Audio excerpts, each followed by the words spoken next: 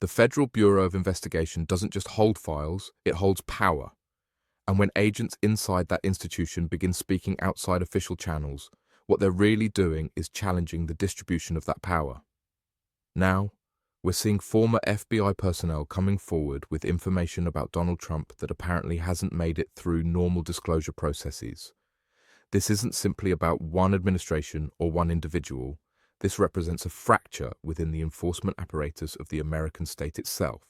What we need to understand is that whistleblowing from within federal law enforcement signals something deeper than personal grievances or political preferences.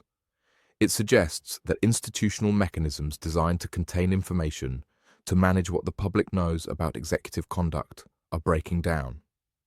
When career professionals risk their livelihoods to speak publicly, they're making a calculation that the standard channels have failed. They're saying that whatever they've witnessed cannot be processed through normal bureaucratic means. The information these whistleblowers are bringing forward reportedly concerns activities or documents that Trump and his circle have worked to keep concealed. From an economic and political standpoint, we should ask ourselves, what kind of information requires that level of institutional protection? What connections between private interests and public power are being shielded? These are the questions that help us understand how power actually operates in modern America. Let me be very clear about what we're witnessing here, because the mainstream media often misses the structural dimensions of these moments. When FBI whistleblowers come forward to organizations like MeidasTouch with information about what Donald Trump is concealing, we're not just talking about another political scandal in the conventional sense. We're talking about the exposure of how power insulates itself, how it creates layers of protection that shield certain individuals and certain classes from accountability that ordinary citizens face every single day.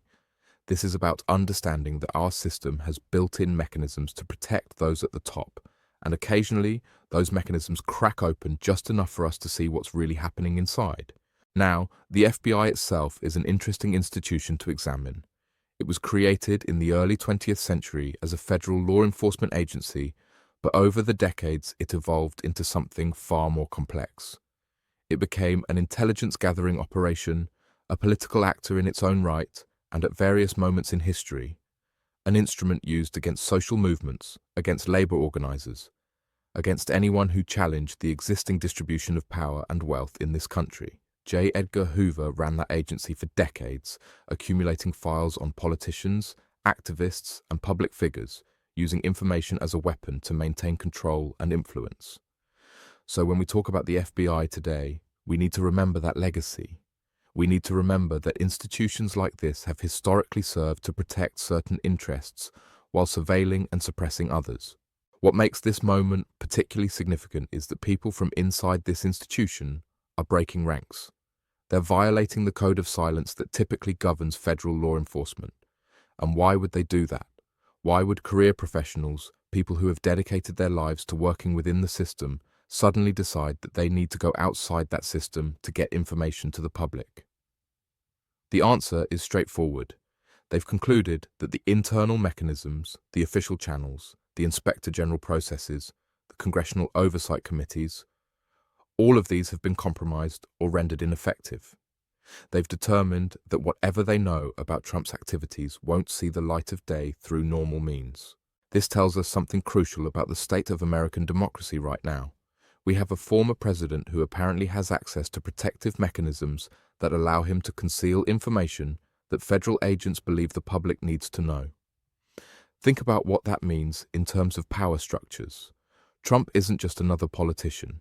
He represents a faction of American capital, a network of real estate interests, financial arrangements, and international business connections that have always operated in the shadows, always pushed the boundaries of legality, always used wealth to purchase protection from consequences.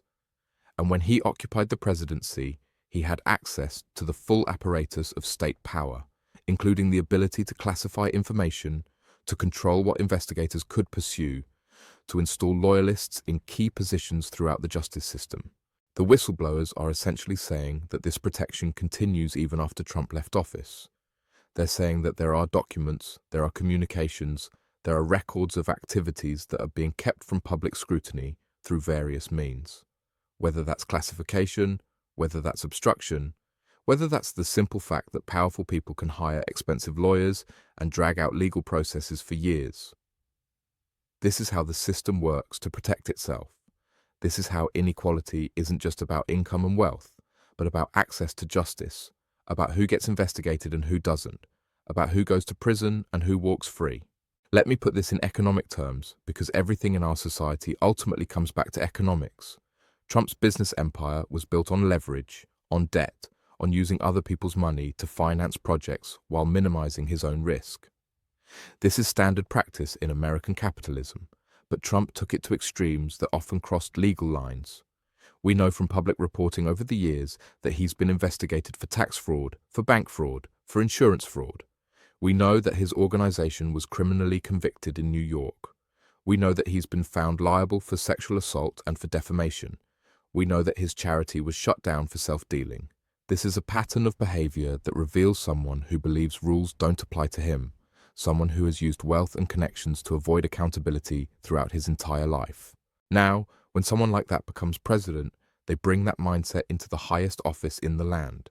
They bring that assumption of impunity, that expectation that they can operate above the law. And for 4 years, Trump had access to the most sensitive information in the American government. He had the power to declassify anything he wanted. He had relationships with foreign leaders, some of them authoritarian figures who run countries where corruption is the norm. He had business interests all over the world that created constant conflicts between his private financial gain and the public interest. And all of this was happening while he controlled the very agencies that might investigate him. The whistleblowers are pulling back the curtain on some portion of this reality. They're saying that there are specific things Trump is hiding, specific documents or communications or activities that haven't been fully disclosed. Now, we don't know all the details yet. That's the nature of whistleblowing.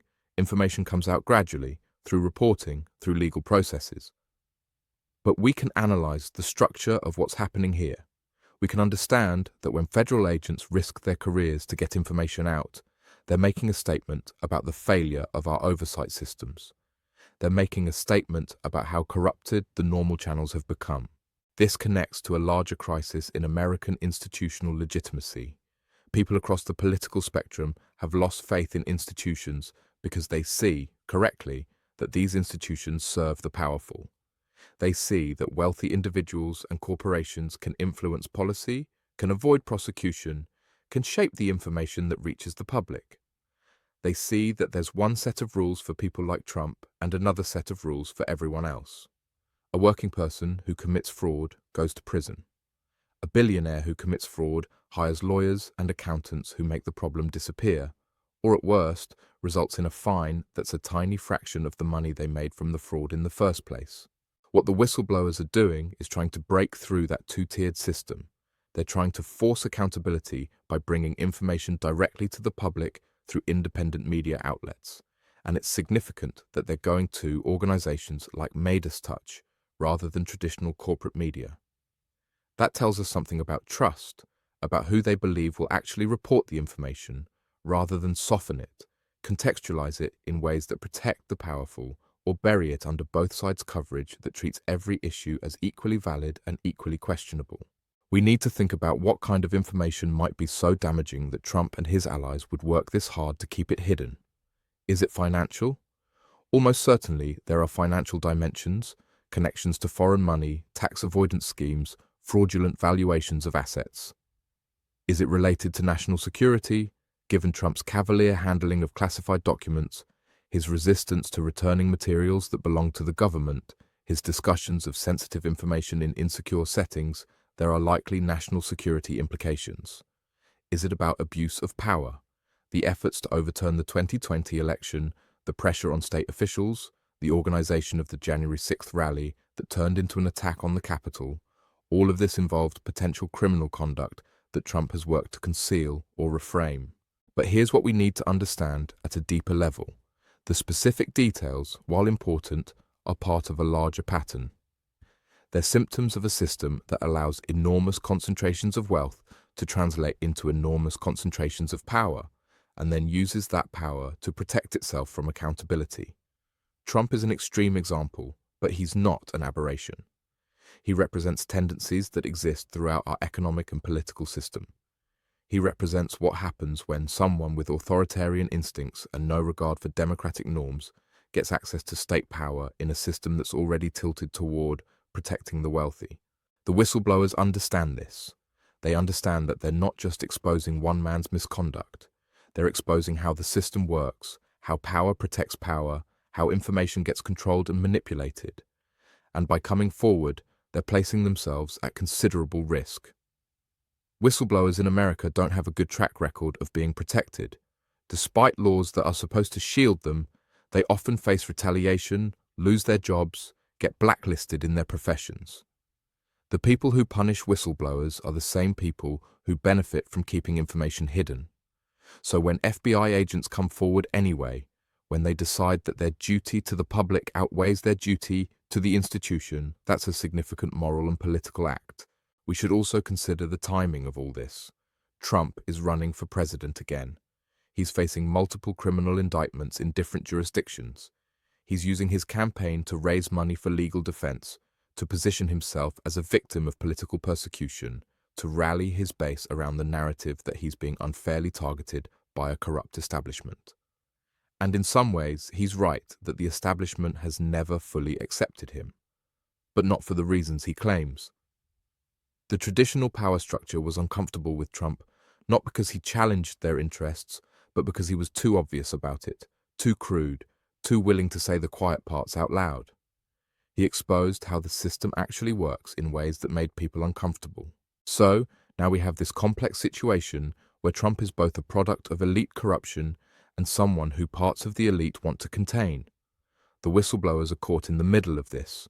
They're trying to ensure that information gets out that might prevent him from returning to power, but they're operating in an environment where the very institutions that should be handling this, the Justice Department, Congress, the courts, are themselves politicized and compromised.